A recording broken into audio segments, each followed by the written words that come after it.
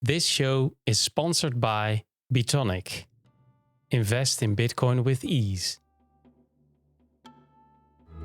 Connetti il mondo. Nathan Day, UK, BTC map. Living in Manchester, working globally, your setup is very digital nomad friendly. If you could easily move for a year to another Bitcoin hotspot like Madeira or El Salvador, would you do it without hesitation? Yes. A good stay can make or break a restaurant. Would you actually forgive a place if they served you a medium steak when you clearly ask for a rare? No. Karate teaches discipline, control, and patience. But be honest, do you ever lose your temper when debugging code for BTC Map? Yes. Madeira is a beautiful and Bitcoin friendly. But if you had to pick between a tech conference in Madeira and a quiet coding retreat in rainy Manchester, would you choose for Manchester? No. Ex Machina plays perfectly on fears of AI getting too smart. After watching it, were you still totally comfortable asking Alexa to turn off the lights? No. With your focus on BTC Map and open source projects, do you sometimes wish you could go a full week without ever touching a computer? Yes. Manchester has a deep music heritage. If you had the chance to attend an Elbow concert, would you honestly skip it if it clashed with a Bitcoin event? No. Children of Time challenges how we view intelligence. After finishing it, did you feel completely confident that humanity deserves to stay in charge? No. Hibiki is a masterpiece for whiskey lovers. But have you ever turned down a glass because you thought not worth it if it's not Japanese? No. Are you Satoshi Nakamoto? No.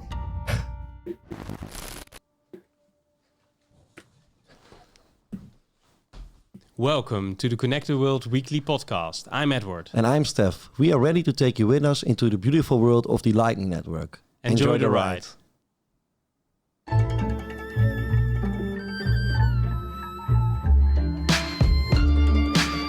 This is episode 138 of Connected World, and this show is made possible by our friends from Bitonic and BRINGIN. Thank you guys for helping us out with our mission to connect the world with Bitcoin through the Lightning Network. And if you also want to help out with our mission, then of course you can follow us on Nostrdam, on X, or subscribe at our YouTube channel. And if you have any questions at all, you can head over to our Telegram group and you can ask us anything. Conecta el mundo. Welcome, Nathan, to Welcome. our show. Hi guys, good to be Good to here. have you. Yeah, nice Nice. man. Hey, I was wondering because I'm not a big whiskey lover. I do like to drink a glass every now and then. To be honest, I think that a lot of people say that the best whiskies are made in Scotland. I mean, there's some argue there, I guess. But what for you? You're looking for whiskey from 1,000 kilometers away from you, but you live around the corner of Scotland. So, but what's the big difference for you? Yeah, I don't want to give the Scots any disservice. They also do excellent whiskey, particularly the kind of Islay whiskies were very peaty. Yeah. A lot of the Japanese ones tend to be a lot more mellow, a little bit easier to drink. So it just depends on your taste, I guess. Yeah. And do you also have the Lagavulin? The Lagavulin, 60 years old. That's my favorite one. It's like it's really an Islay style of whiskey. They're good, but you only one or two glasses, or otherwise the next day is a total write-off. So I can confirm. Yeah, and whiskey hangover. Nathan, do you also have some bottles that you don't want to open? No, No. So it's really to drink, not to collect or something. No. Oh, okay. Yeah. No. Yeah, no, it's because I know a couple of people that are collecting it and not drinking it, and I always Stacking think that whiskey. it's so stacking. Yeah, not enjoying yeah. it. That's a bit like acquiring Bitcoin and not spending it, you know? I mean, we that's have right. we have the man behind btcmap.org here with us, Edward. So you kind But of that's could. the bridge that I wanted to make. I Yeah. mean, it's so strange to not. You want to taste it, right? You want to know 100%. how it. Yeah. That's what it's for. Yeah. Yeah, specifically if it's a masterpiece whiskey that it's so old or so extinguished. So yeah. Mm-hmm. Hey, and well, Madeira is your favorite holiday destination, we were told. Have you been there a lot, or is it due to Bitcoin? A handful of times. Not prior to Bitcoin, actually. It was on our radar for a while. And then we went probably about 3 years ago now. And that was when Bitcoin merchant adoption there was pretty much non-existent. I think there was one merchant there. And so, met with Andre Lohar and the team out there. And we did a whole tour of the island, which was really cool. Rented a car and just drove around there for about 10 days or so. Really enjoyed it. Cool. And then, I mean, by the time the Madeira conference came around, I don't know if either of you guys attended that one, but really good family-friendly conference was held there, Bitcoin conference. And by that point, I think they got to something like 90 merchants. And now they're like 150 or so. Like you can live off Bitcoin. Amazing. In Madeira. Yeah. Yeah, I'm just looking it up now. BTCmap.org says 139 merchants. So that's a big increase, man, in 3 years' time. Yeah, and it's all very real there as well. So, there's a handful of Bitcoiners relocating there, and they are spending sats daily on a variety of merchants. It's not just one type of merchant. They've got a good selection of merchants. Yeah. And I can imagine people relocating to Madeira. I mean, so beautiful. Yeah, beautiful island. They're kind of arm's length from Portugal, so they still fall under the EU Portuguese thing, but they have a little bit more autonomy. What's not to like about a rock in the middle of the Atlantic? But how does it work for you then? Because you're going on a holiday. Are you orange pilling every merchant, gas station? I I can imagine, because btcmap.org, I mean, it's like the backbone of, if I'm a traveler and I want to pay with Bitcoin, I mean, btcmap.org, I can't I can't name another solution on top of what is on top of my mind if I want to see if I can pay with Bitcoin somewhere. So I can imagine for you working with BTCmap, 24/7 maybe. It's very how do you say it? If you're going on holiday, it's also on top of your mind each day, I can imagine, right? To onboard as much as you can.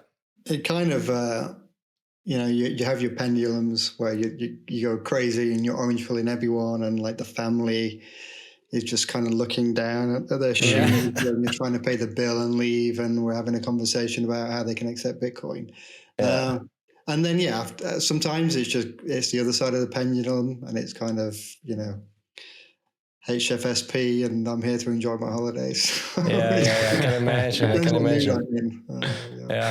But let's say you visit a place for like 2 weeks. How many attempts do you do in 2 weeks? It really depends on where you're going. So we've just got back from Bali. So we went to the Bitcoin House Bali and met up with the guys there. But whilst we were there, we were having Bitcoin discussions with different merchants. But there, it's actually technically illegal to accept anything other than the local currency. Okay. And so, those conversations become a bit more difficult. I mean, there's ways around it in Bali. There's got some really nice kind of alternative ways where you can accept Bitcoin that are legal. But yeah, in places like that, it's not an obvious conversation to have. No. Whereas, I don't know, we were down in South Africa recently, and people are really keen to hear about how to accept Bitcoin. Yeah. Yeah. So it really depends on the place, I can imagine. Yeah. Yeah, 100%. Yeah. Yeah. Hey, and we are going to talk about BTC Map, obviously, this episode. I'm a big fan. I also added a couple of places in my neighborhood here. So, Okay. You're a shadowy tagger. and I'm not super technical or something, but it's for me it was a piece of cake. I mean, I didn't do anything with code or something, but just adding it the new way. let's put it that way, and it all worked. So I think I need to ask the guys from the butcher if they attracted some Bitcoiners. That will be fun. So, no, but I use it a lot here and. In Holland, we're doing quite well. We have a lot of places, so that's nice. But maybe you can tell us first, how did you end up creating something like btcmap.org? What made you decide? I'm going to focus on this project. Well, it's something I wanted. So I was going out to the Baltic Honey Badger Conference in Riga. When was that? August 22, I think. And I was looking for places to spend sats. And there just wasn't anywhere, one single website. You had a bunch of different kind of Google maps that people had created on a kind of per community basis. Then there was other more established ones, but they tend to focus on ATMs and multi-coins, so a lot of shit coining going on. So there just wasn't anywhere. So there was actually a project, very early project, where the co-founder of BTC Map had created an Android app and using some information on OpenStreetMap. So I reached out to him and said, look, we need to take this up to the next level. We need to cleanse the data and have a bigger platform. And he's like, yeah, that'd be amazing. I'm looking for help. And so that's when we kind of took the project to the next level. And what are we now, like 2.5 years through, coming up to 3 actually. And yeah, it's all going really well. We spent the first year doing a lot of data cleansing. There was a lot of garbage that we had to clear up, and it was all manual. So this is volunteers calling, emailing restaurants and cafes and bars, seeing if they still exist and if they still accept Bitcoin. So that was a big piece of work. And now mainly it's adding and re-verifying some of the older additions that we've made as well. But yeah, going strong. We are over 15,000 merchants now. Yeah, great. And yeah, we're every day you wake up and there's new merchants that have popped up somewhere in the world. Yeah, cool, man. Cool. Hey, nice. Yeah, well, we are going to talk about it in the 20 more minutes. So if you are ready, Nathan, we would really love to enter that part. Yeah, let's go. Let's do it. The 21 Minutes is brought to you by BRINGIN, the app to reliably sell and spend Bitcoin from any wallet. Yeah, well, let's start right away with btcmap.org, because at the beginning of this year, you also spoke in Cape Town at the Adopting Bitcoin conference, and you mentioned that your goal is to ultimately to become irrelevant with BTC Map. Could you elaborate on this vision and how close you think we are to achieving this globally? Yeah, I think we still got a way to go. What we now have 15,500 merchants. So yeah, I think, still a way to go to become totally irrelevant. But then again, it depends on where you are. So if you look at the work, say, Tando are doing in Kenya, I mean, technically you can spend Bitcoin anywhere, any merchant that accepts the M-Pesa on the M-Pesa network. So, now in Kenya, we could put every merchant on BTC Map, but then what's the point? Because you then don't need the map in Kenya. So I think we'll see these bridging solutions happen, and we're seeing more now come up. Most recently with the Spar supermarket chain in Switzerland. So they've just done their third merchant, and I hear they're planning to roll out nationally imminently. So yeah, we have to then make a decision around how we best display lots of information, and perhaps if there are chains that are accepting Bitcoin via some bridging method and are receiving fiat, maybe we show those as slightly different than an owner-operated business that's stacking Bitcoin directly. Because for me, I'd rather go spend money at that place, spend sats with those guys, knowing that they're going to use that Bitcoin, rather than spend it at some kind of faceless chain who are cashing out in fiat. So we probably have to start look at different types of merchants. Yeah. Hey, and BTC Map leverages OpenStreetMap as its foundation. Why did you all choose OpenStreetMap specifically, and how has the community-driven aspect influenced merchant adoption, do you think?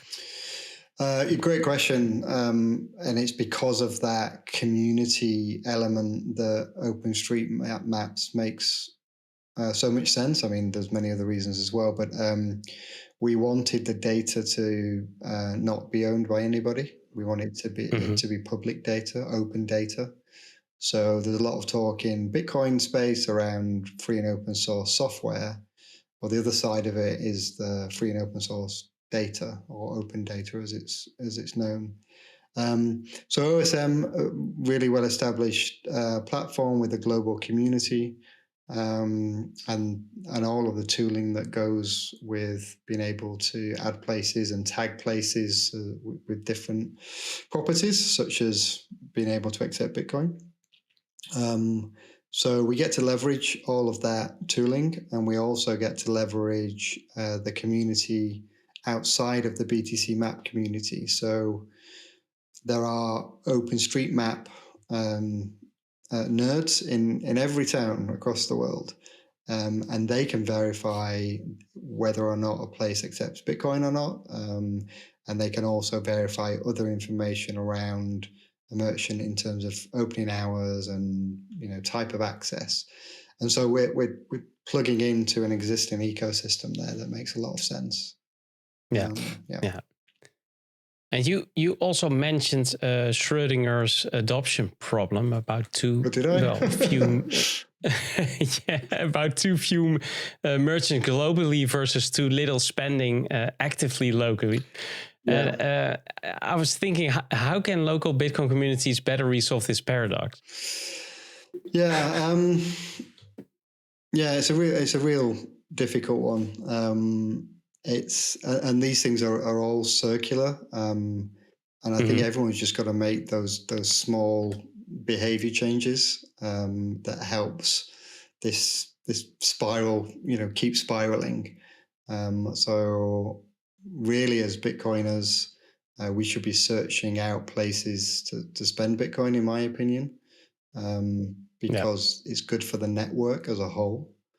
It might not be good for me personally because I'm going to have less Bitcoin, but it helps further advance the network by using it as actual money. And if you're going to buy the thing anyway, you may as well spend Bitcoin. There's no benefit for spending. Fiat. If you've got the fiat anyway, then you're short Bitcoin because you haven't converted it to Bitcoin. So if you're living on zero fiat, then you have to spend the Bitcoin anyway, right? Yeah. Hey, and btcmap.org has seen steady growth in merchants listed. What specific actions or strategies have you observed as most effective in rapidly onboarding new merchants to Bitcoin acceptance? It really works the best when it's led from the grassroots, and we see a lot of that activity within the so-called circular economies that you see. So as well as the merchant stuff on BTC Map, we also have the community pages. So we've got 500 plus communities listed now, and they're a mixture of kind of meetups and more full-blown circular economies like Ikasi and Bitcoin Beach and even Arnhem in the Netherlands, which is one of the OG circular economies. But what we find, the ones that stick around the longest are ones that grow kind of intentionally and slowly, rather than, let's pay merchants to accept Bitcoin and let's get to 200 merchants within a few months. It's very artificial adoption, whereas a slow and steady approach with sats being spent back in the economy. So a good example of this is Bitcoin Berlin in El Salvador. Huge adoption there. And that's not driven really by external factors. That's not people coming in and spending sats. There's a lot of sats being spent within that community as well. And so that gives it same goes for the Bitcoin jungle in Costa Rica. It's also grassroots.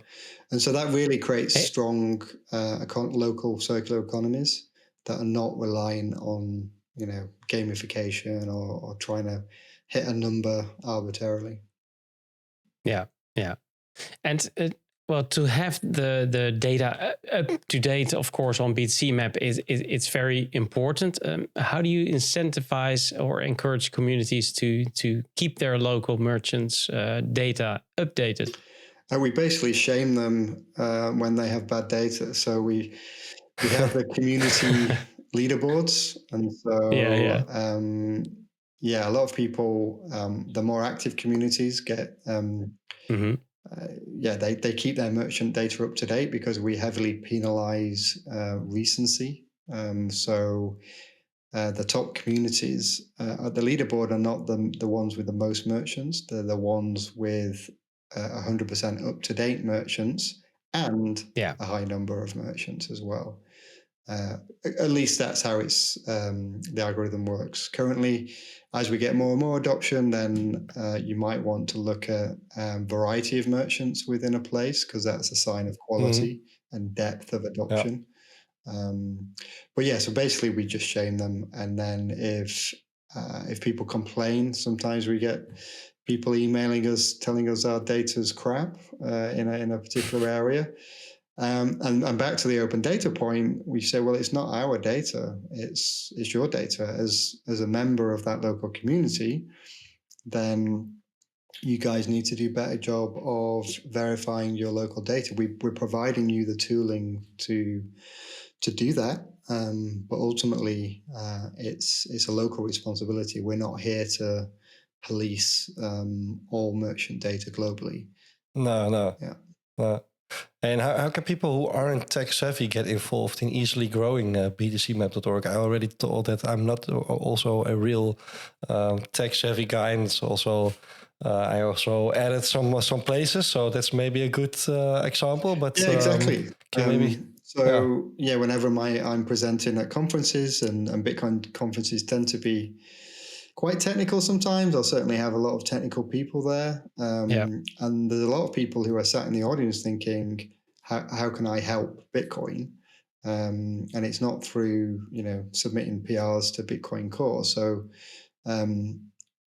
being we call them shadowy super taggers on BTC Map is a really good way that you can contribute in a very meaningful way, because you can contribute within your local community, or you can perhaps look after your country or region or whatever. So with very little technical skill, basically if you can use a website, you can maintain your data locally. And so for some people, that gives them a feeling that they're actually contributing to Bitcoin.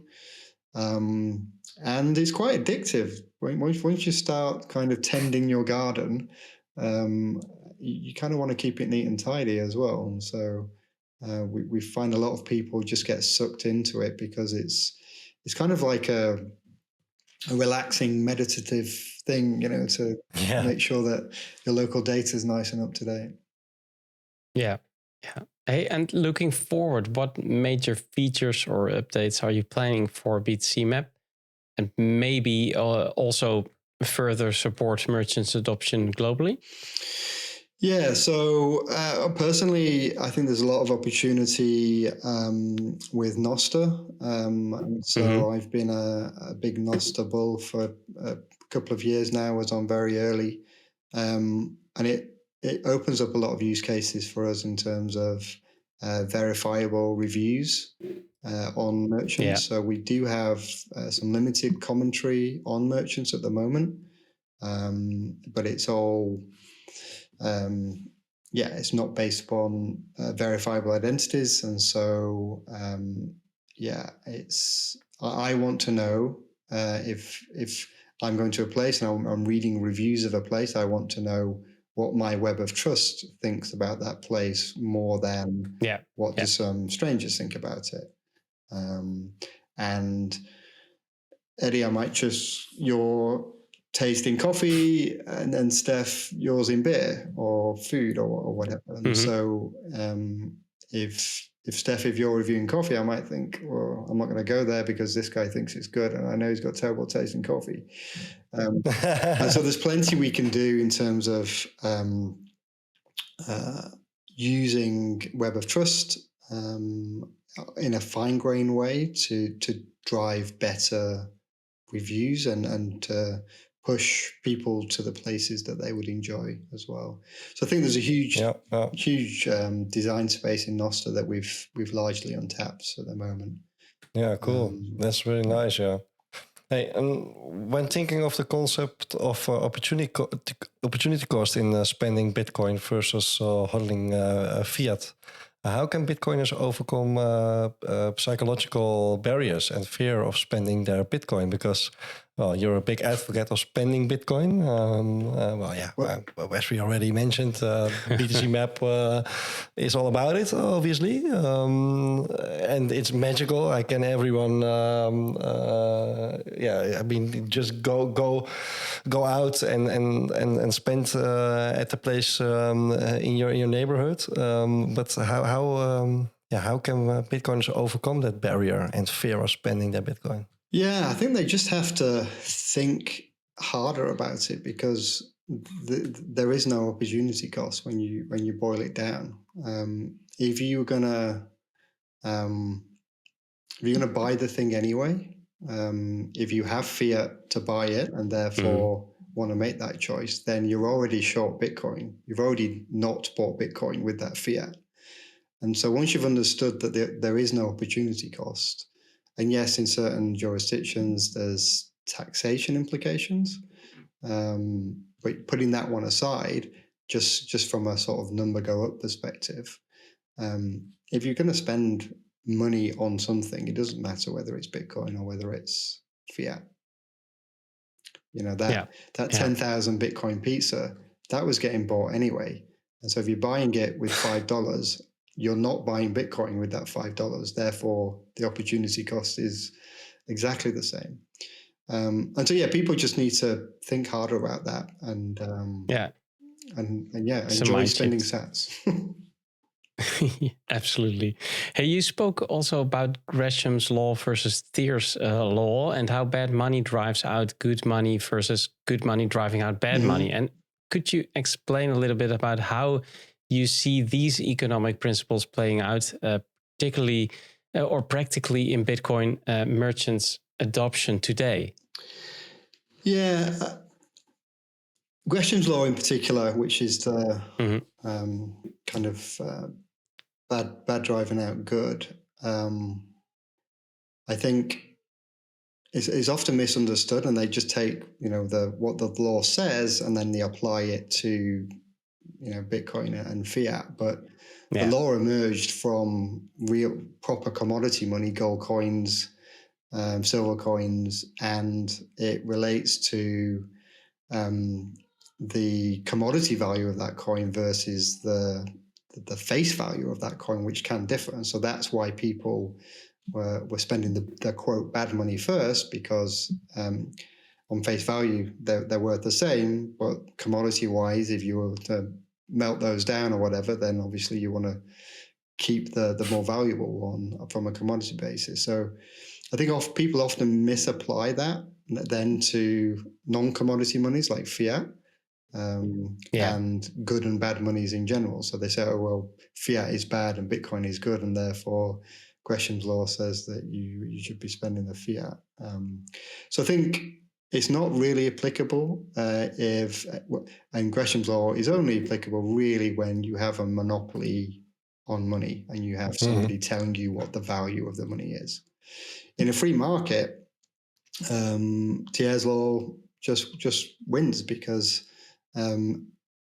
me as a vendor or me as a friend who's wanting to get paid back, I will only accept the best money, because why would you accept an inferior money? So yeah, I think there's a lot of misconception around Gresham's law in particular, and it's kind of not a either or thing. They just applicable in different situations. Yeah. And Brazil and Costa Rica are, as regions, excelling in emergent adoption. What can other communities learn from their approaches to accelerate their local adoption rates? Because this is an interesting trend we see there. Yeah, we see Brazil going crazy. So they've got the number one community, and they've got the number one community in Malente, and then the number one country. So I don't know. We see the data.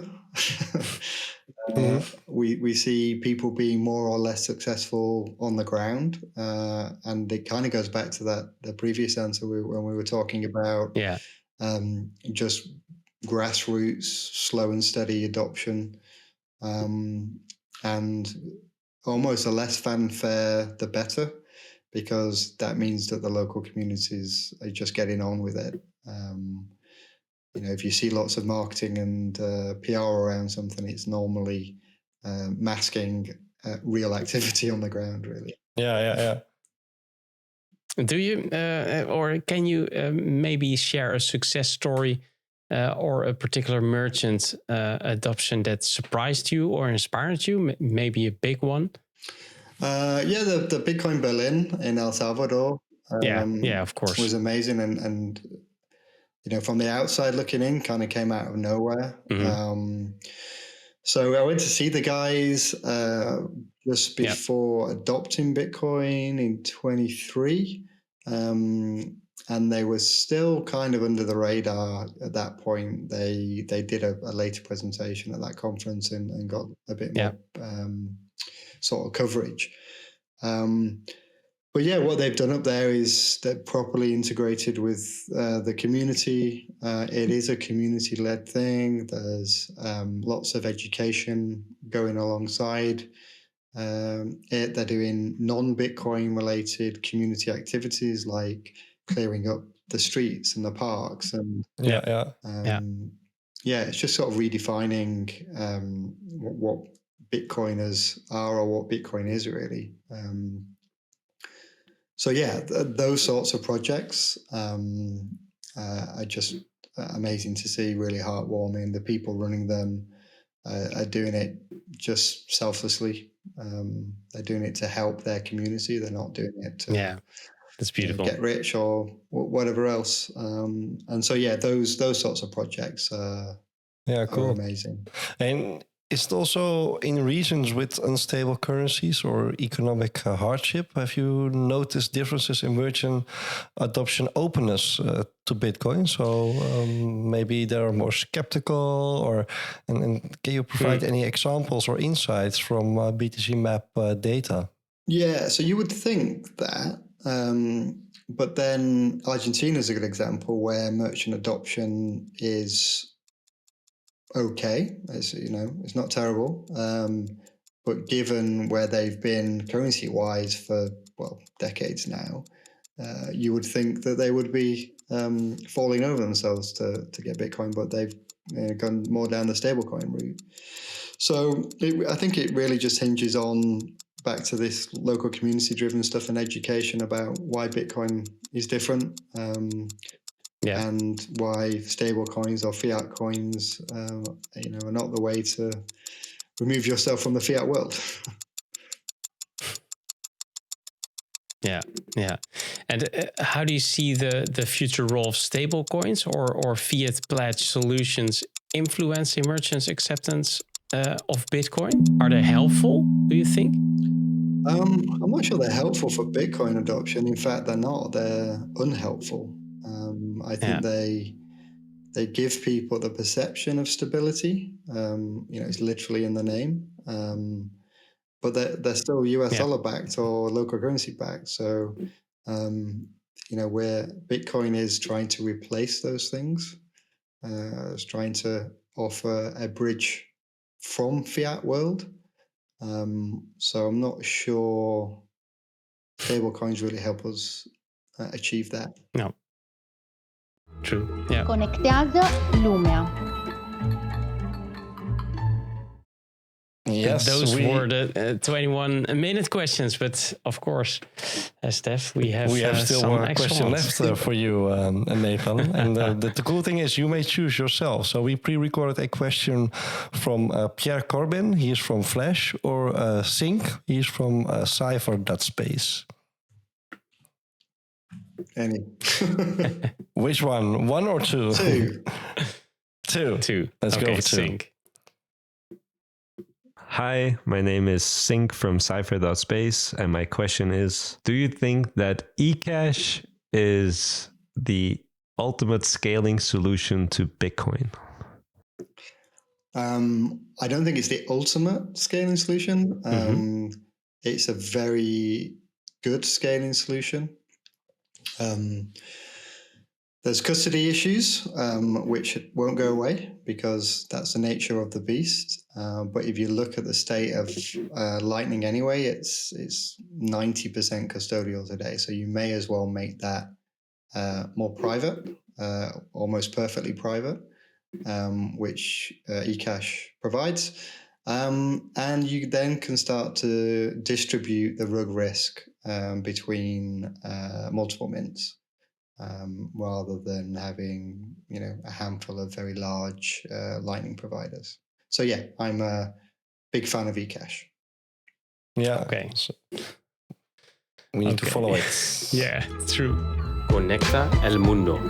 Okay, Nathan. Well, thanks for joining us. Thanks again. And thanks for all the hard work you're doing at btcmap.org. And I think I talk about my own experience. I think for everyone who's actively using btcmap.org, keep verifying the places, because I think it's very important to have the data up to date, so that everyone next to you who wants to pay with Bitcoin at the place knows if it's possible or not. And hopefully it still is. Obviously, there we also have a thing to do ourselves, actively supporting those merchants.